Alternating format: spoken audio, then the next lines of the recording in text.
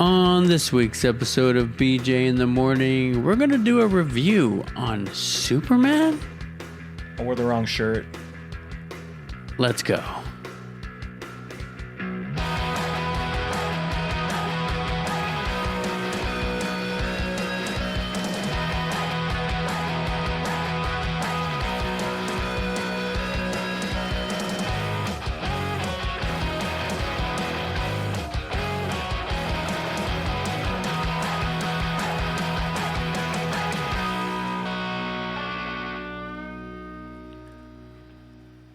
Welcome to BJ in the Morning, your favorite podcast with dirty takes on podcasting and pop culture and movies.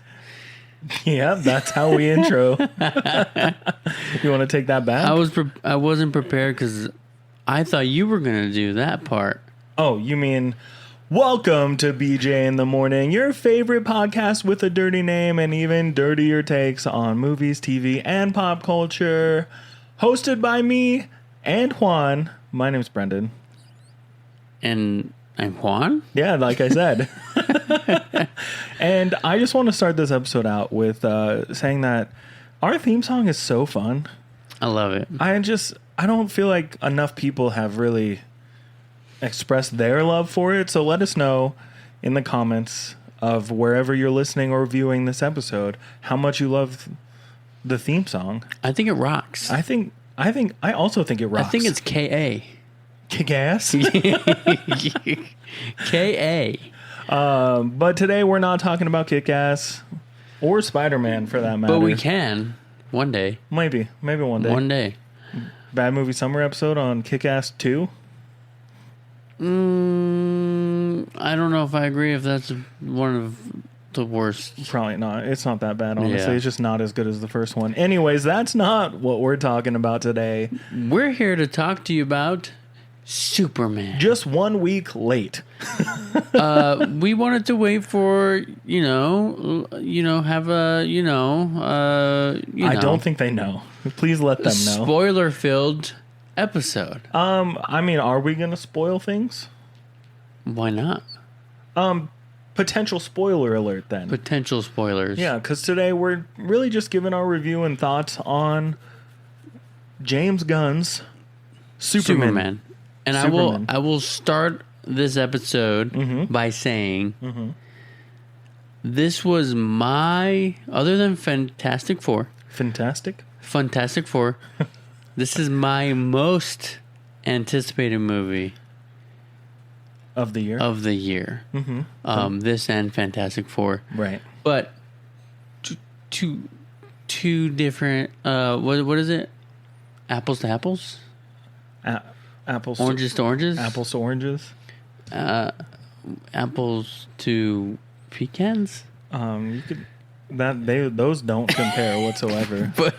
But it's like DC and Marvel, sure. They're both superhero movies. Yes. Different studios, different directions, different ideas. And one is loved by most, and the other is hated by most. Yeah. I think so. I've never really... Are you talking about the movies themselves? The movies. Yeah, not the comic book, not DC in a whole, but most people hate DC because they don't know the comic books, they just know the movies. Right, and that's a lot of the discussion that we're going to have today. Mm-hmm. Because some of you might know that I'm not like a hardcore DC fan like I am a Marvel fan. Yeah. Hence the Spider-Man shirt for our Superman episode.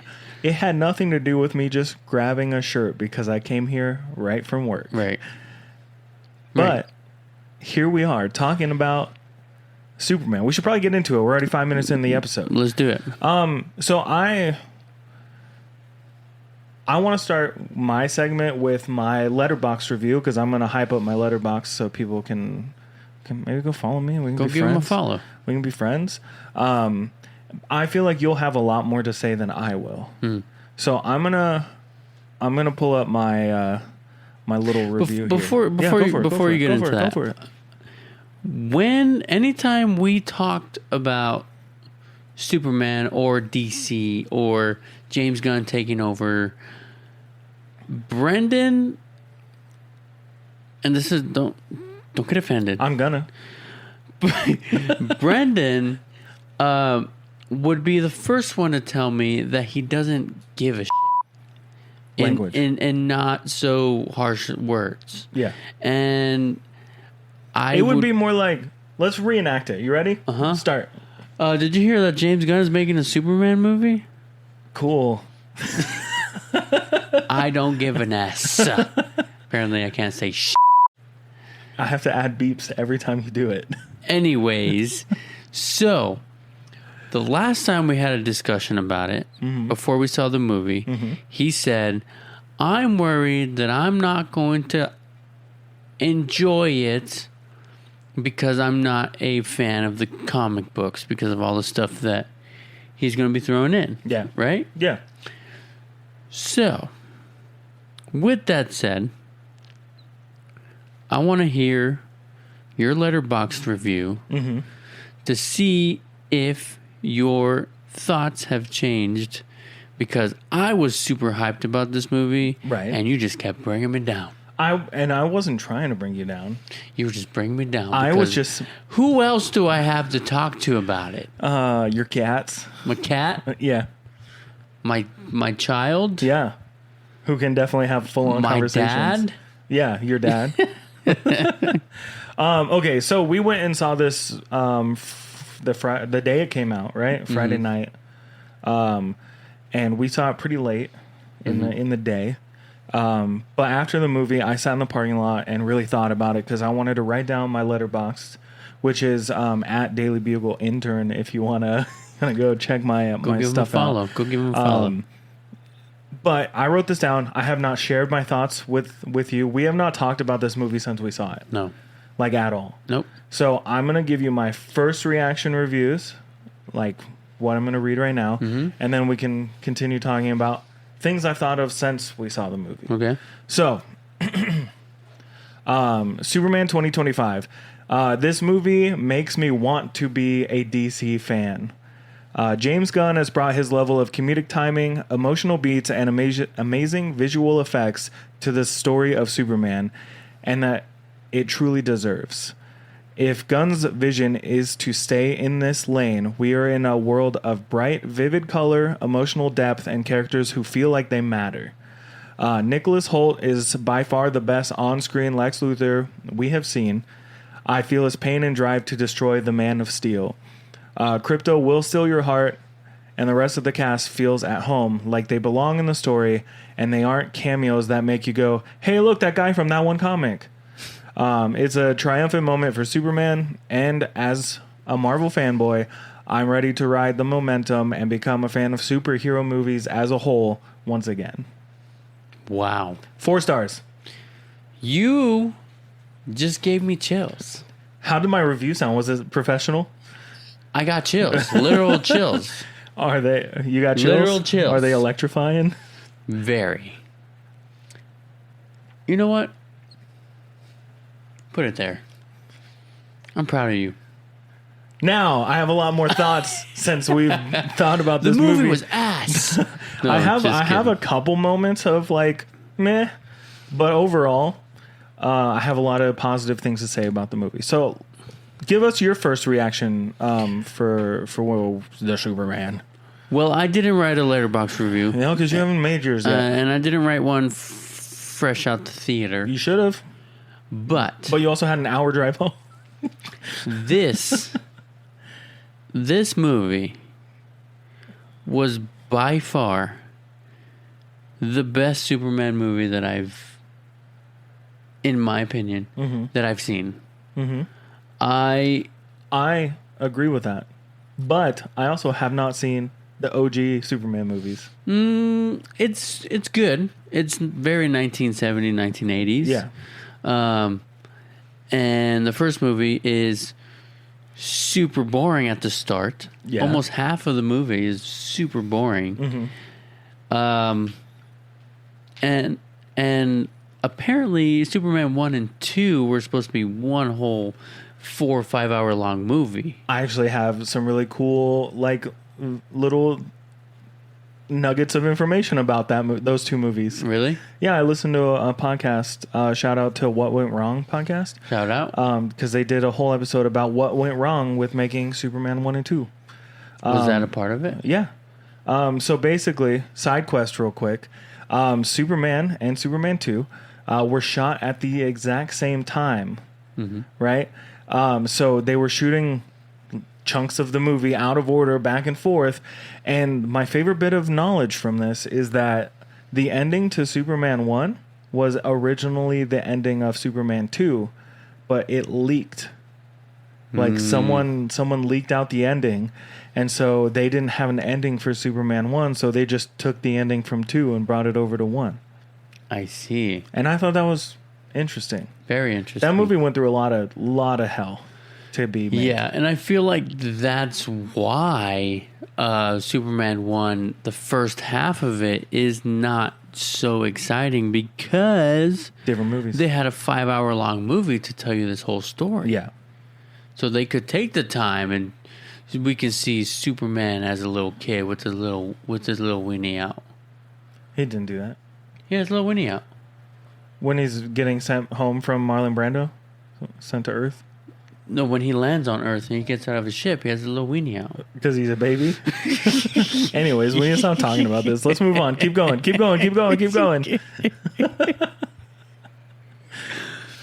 Anyways. This is my Superman movie. This is my Superman.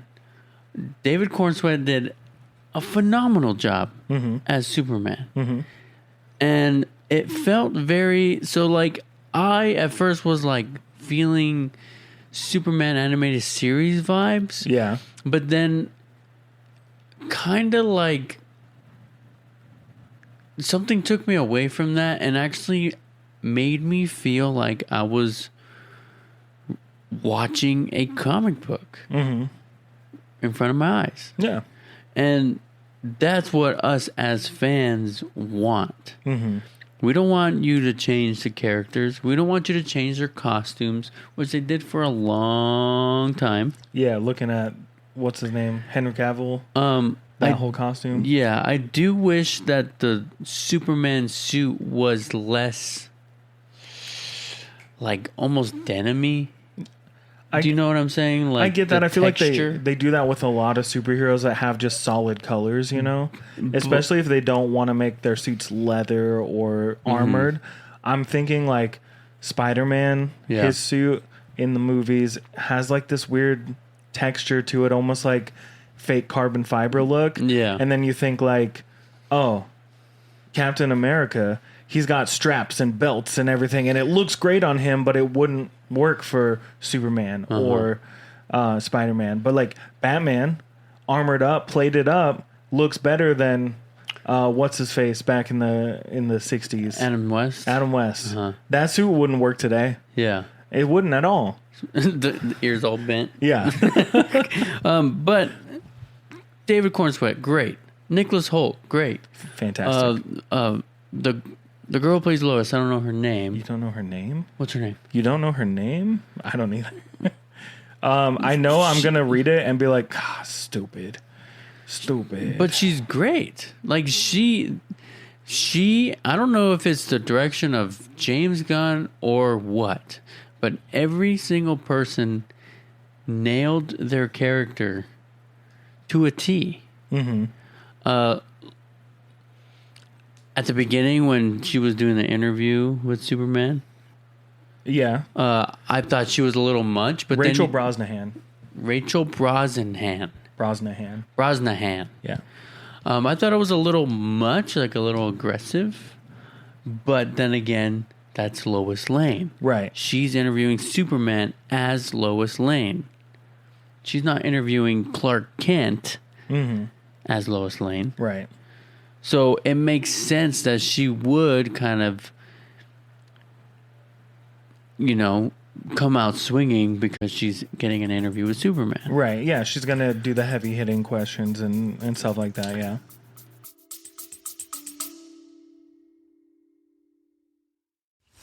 Imagine this. 3 whole days of comics, cosplay, collectibles, panels, and endless fandom fun. What are we talking about? Tucson Comic-Con 2025. And that's August 29th through the 31st at the Tucson Convention Center. You and your pals in your best cosplay, browsing awesome merch, and rubbing elbows with some amazing guests. And the best part? Getting out of the heat? No! Early bird passes are available now, and they're only $50, but only until July 1st. That's right. 3 days for just $50. So gather your friends, plan your cosplay, and get ready to geek out. Head on over to TucsonComicCon.com. That's TucsonComic-Con.com. Or find Tucson Comic Con on Instagram to grab your passes now. Tucson Comic-Con 2025. We'll see you there. See you there. We'll see you there. I'll see you there. I'll see you there. We'll be there. Be there, be square.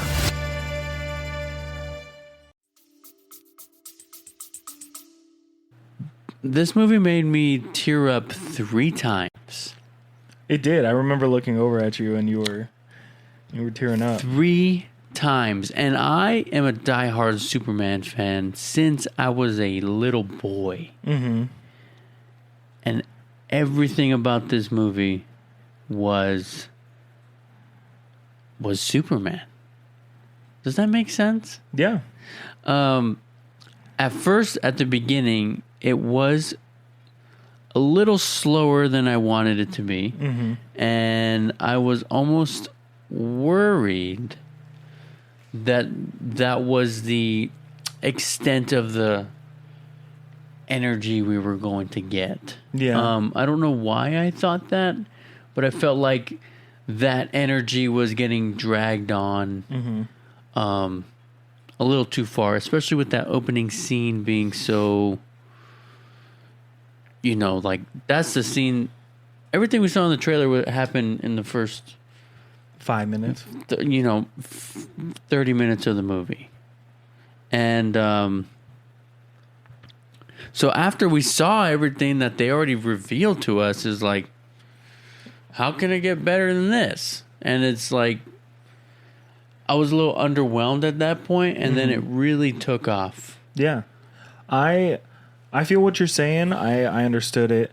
For me, it was, we're jumping into a universe that's already established for James Gunn, right? So his whole universe of DC is already going. There's no origin stories here, really. Like, the most origin-like thing that we got was told through the message from Superman's parents, right? Yeah. Also, hilarious. Who plays, was it Jor-El? Jor-El. Who is it? Bradley Cooper. Did you know that 2 other Guardians of the Galaxy are the robots' voices? Really? So there's at least 3 Guardians of the Galaxy in that scene. Really? So Bradley Cooper, Michael Rooker, and then I don't remember the actress's name who plays Mantis, but she's one of the voices of the robots too. So in that scene alone, and I think that's pretty funny. I didn't know that. So yeah, the backstory we get is through little things like that, right? It's, we're gonna play this message because Superman's hurt. Mm-hmm. He wants comfort, And then soothes him. Yeah, and also foreshadowing for the beginning, or foreshadowing for the middle and the end of the movie. Right. So the first half of the movie is trying to establish the universe, not the characters. So that's probably why it felt a little bit slow. Mm-hmm. But my thing was, this movie felt like 3 sections of 3 different movies kind of put together, right? Like, the ending half of 3 different movies just got smushed together, and they cut out all the nonsense at the beginning that we don't need anymore, because, like Spider-Man, we don't need to know that Superman came from another planet, landed in Kansas, and was raised by farmers and grew up and became a this, and then this happened and this happened, just like we don't need to know Uncle Ben died and for this and this and this, right? So they took out the beginning parts that we don't need again, and just kind of put these action-packed moments together, but then had to put these humanity moments in, right? Like, I didn't realize that we were starting with Clark and Lois together already, right? Until, they're together. And then establishing characters that have never been seen in live-action Superman movies or DC movies, right? Like, is it Jimmy? The guy at the Daily Planet. Sorry. Slip of the tongue. Jimmy has been in every single Superman movie. Yep. Okay, but I don't know him, right? No. But like they also kind of. Sorry to cut you off. Yeah. The Zack Snyder version just turned him into just this guy. But Jimmy is a photographer for the Daily Bugle. Big in the Daily Bugle. You made me do it. The Daily Planet. Yeah. You're wearing a Daily Planet shirt. Daily Bugle. Because you said it, I said it. Yeah, but he's like pretty big in the comics, right? I know he was in created for I think the radio show for Superman back in the day. So he's been like a staple from then on out. But also we had to establish that Lex Luthor is a thing, right? And we also had to explain that he's got portals to a pocket dimension. But then we also had to explain the Justice Gang, as they're called in this project. Yeah. But we also don't have to explain the people in it, right? It was just like, you know them. Yeah. I didn't. Like, obviously I know Green Lantern. And Hawkgirl has been in things that I've watched before. But the other guy...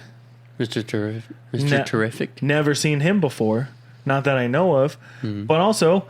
he was like my second favorite character. He was great. And the redemption that these actors got from coming from Marvel movies to superhero movies in general. Yeah. Yeah. It's like, I'm glad that actor, and I don't know his name. I actually downloaded the IMDb app for what's his name? Hold on, let me keep going. Here you go. Edi Gathegi. That sounds about right. I think.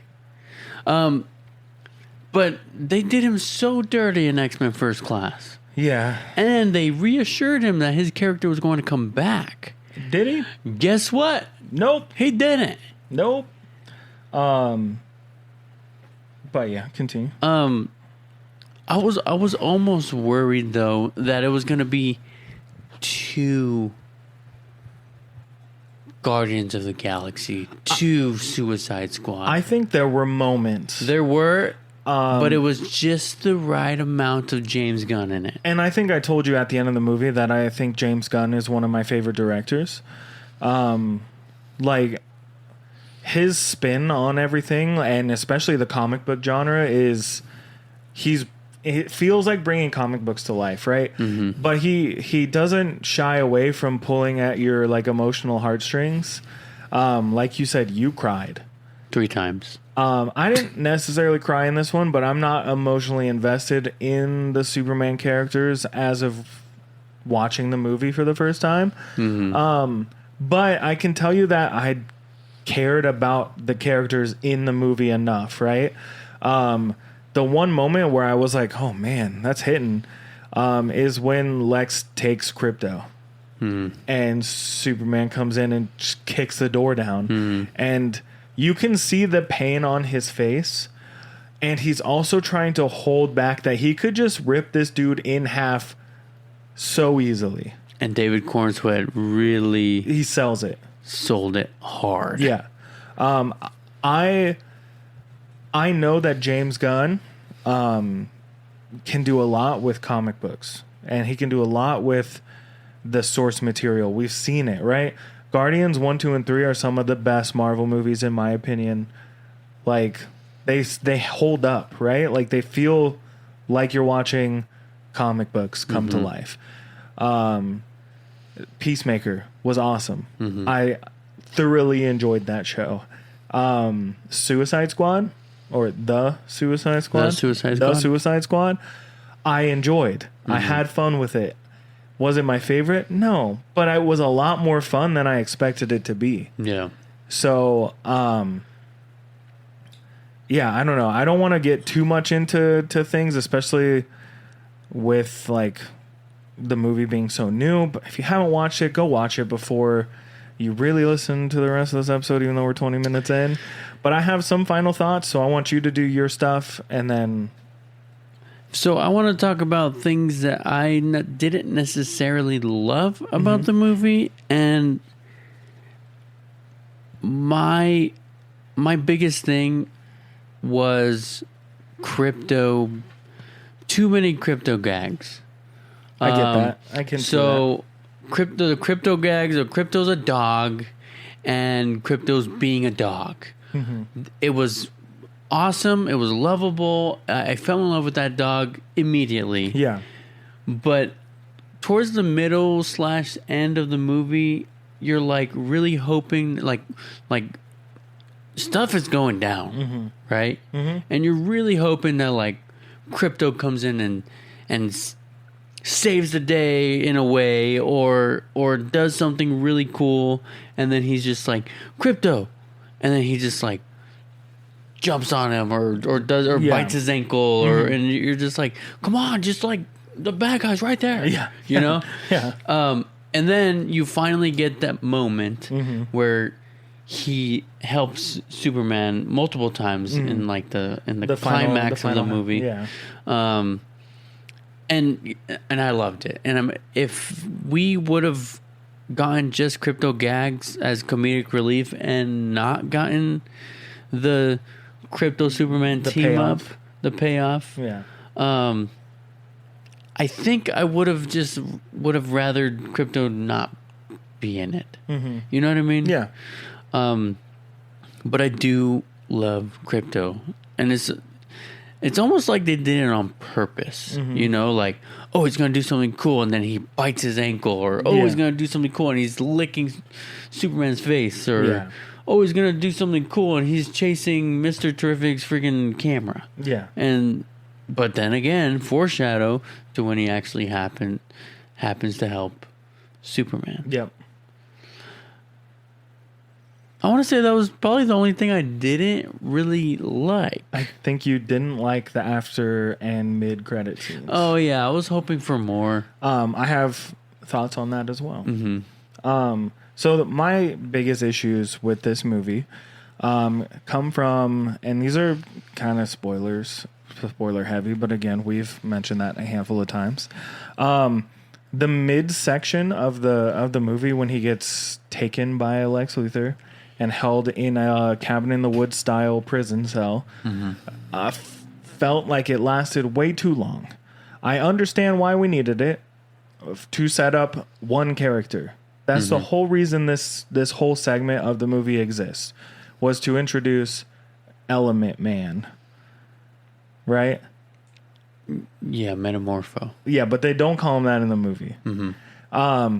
And then they do the whole thing that has happened in almost every James Gunn thing, where you're like, this guy's doing something bad, but then he's doing it because the bad guy's actually doing something bad to him, right?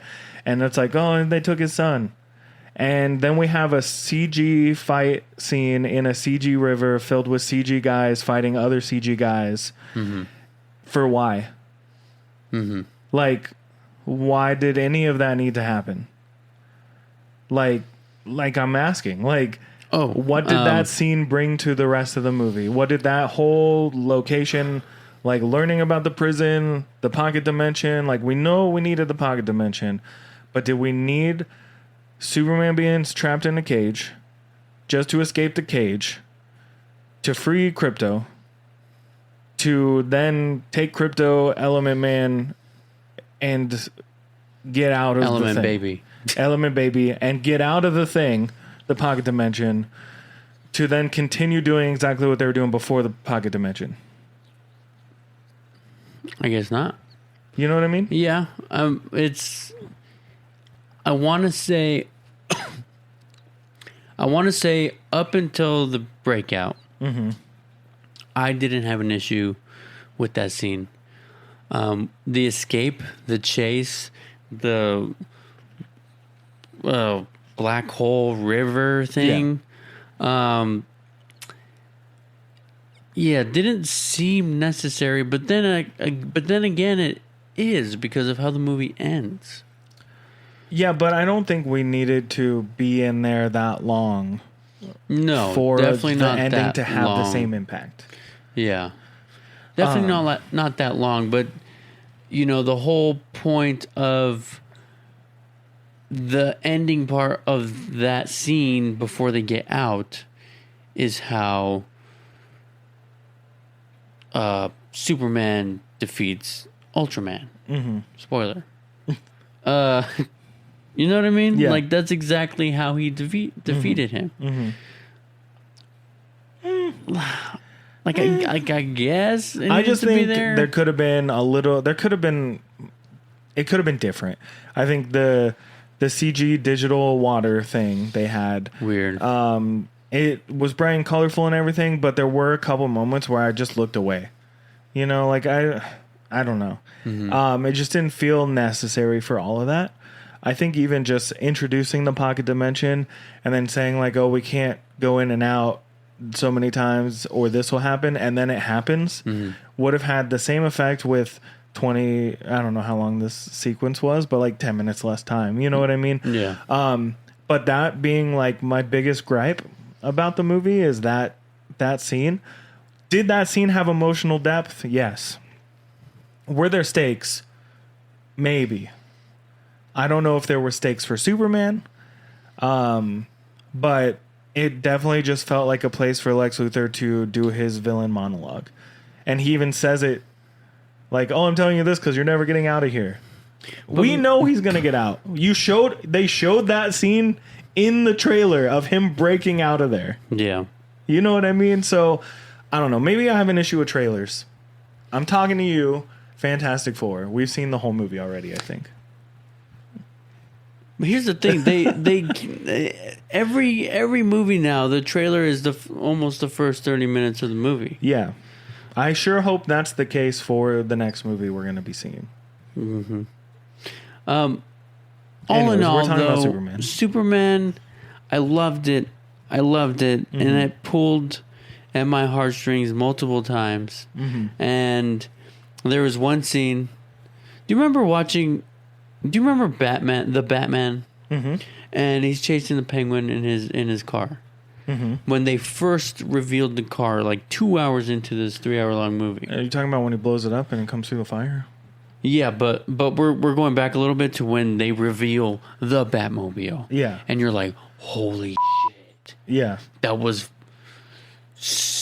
amazing. Mm-hmm. And then he goes into this car chase scene, mm-hmm. And then they go through fire and the Penguin crashes, mm-hmm. and then Batman gets out, and Penguin's upside down, and he's looking at Batman, and it's like the most epic smoke. Walking through the flames, freaking Nickelback playing in the background. Is it Nickelback? Isn't it? Doesn't it just? Well, that song was. Is that Nickelback? No, it's Nirvana. Nirvana. That's what I said. That's what I said. Anyways, that song is playing, the new Batman theme song, mm-hmm. and his cape is floating in the wind, and it's epic AF. Uh-huh. We got that moment in the Superman movie, and I said, excuse my language. No. Oh, Do you remember that? I out loud said, I grabbed my chest. Don't say it again. And said, oh, fudge. I don't remember when it was. Tell the audience. So, Lex Luthor's pocket dimension is going off the rails, mm-hmm. and is destroying the city. Mm-hmm. Buildings are falling over, like almost like this Empire State Building style building is falling over onto a bridge. People are trying to drive off. Mm-hmm. This lady can't drive off fast enough. Mm-hmm. Superman stops it. and then holds it long enough for her to get out of there, and the building collapses on Superman. Mm-hmm. And then she looks in her rear view mirror, and you just see Superman floating up out of the smoke with his cape blowing in the wind. Why is that so cool? Because it's new. And that was my realization. That one shot was good enough for me. Yeah. You know what I mean? Mm-hmm. That one shot. The rest of the movie could have been meh. But that one shot. But that one shot, exactly the way it was, would have been good enough for me. I get you. Does that make any sense? Like, Yeah. I don't know why or how that even makes sense in my brain, but it does. No, it's made to, right? Yeah. Like, they didn't do it by accident. Right? All right, Juan. I've already given my 4 out of 5 stars for this movie. Mm-hmm. What are you rating it? And I'm going to be honest with you. I had it at 4.5. And then the more I thought about that one pocket dimension scene, and my other gripe about the whole movie is that a lot of it just felt like it was 3 parts of 3 different movies combined, which is not always a bad thing. In this case, it's mostly good, but it is some bit of bad. And also, we didn't get enough Hawkgirl. Mm-hmm. And I definitely know I turned to you in the theater and said, I think I have a crush on Hawkgirl. One more thing I didn't like about the movie. They made Superman's parents too Southern. And they felt really old. They made them way too Southern, and but also kind of funny. It was okay. That's just not what we're used to for Superman's parents. Yeah, and I think there's a really good scene there with the parents, so we're gonna just leave it at that and not spoil that part, because that was one of the moments I almost teared up. I did. I had tears going like this out of both sides of the eyes. So, what's your rating for this movie? I'm going to rate it. I think I'm going to go 4.5, dude. Yeah? Yeah. Not a perfect movie. Not a perfect score. Not a perfect movie. But a great start. I think this is a great start for DC to really come back, and like I said in my rear view mirror, looking for the epic shots. In my review, I said I want to be a fan of superhero movies again. Mm-hmm. And this one is a great start.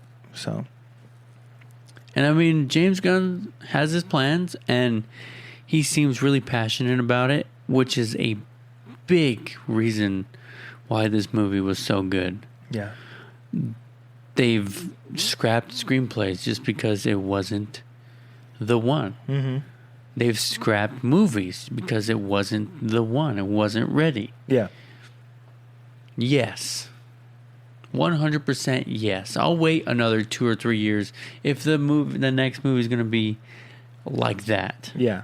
I think we have a lot to look forward to, especially with what's the next stuff we got? We got Peacemaker season 2, which James Gunn's talked about it having big teases for the future of the DC universe. Yep. We have Supergirl. Yep. Clayface. Yep. I think that's all we really know about. Well, he announced Batman Brave and the Bold, but we don't know if that's going to continue where we're come at together or not. So, future holds a lot. I think, I'm pretty excited for superhero movies, because we know that if Superman failed and then we still don't know with Fantastic Four, but if it failed, I really think the superhero genre was going to fail. You want to hear a bold statement? Sure. I think if James Gunn keeps doing what he's doing, he could give Marvel a run for their money. I think Marvel needs it. And that's coming from a Marvel fan. Because we've been disappointed a lot. But then we have surprise hits like Thunderbolts. Or I really liked Ironheart. But again, like some of the shows for Marvel you need to be a Marvel fan to really like them. And I think Kevin Smith said it on his podcast. He was like, Ironheart wasn't for everyone, but it was for me. Because he's a super Marvel head. Like, yeah. And I think that's cool. Also, watch Ironheart, Juan. I'm gonna. You need to watch I'm gonna. it so I can talk to you about I'm gonna. But let's wrap this up. I have one statement about end scene credits. You didn't like them. Or the credits. The scenes in the credits. It's not that I didn't like them. I was hoping for more. I was hoping for some reveal. How many people did we have in that pocket dimension? 1,000. A lot. I have a statement I'm going to make, and then we're going to wrap up the show. Go for it. I think this was James Gunn saying, get over mid-credit scenes. Get over it. We're done. I don't want them anymore. Honestly, I don't. Sometimes you just want to get up and go. So maybe on our next episode, we'll talk about mid-credit scenes and end credit scenes. Because I have a lot I want to say. Maybe we'll find the best one and the worst one. Okay. Sounds good to me. Well, let's end this B and get the heck out of here, because I definitely know that it's storming outside. Yeah.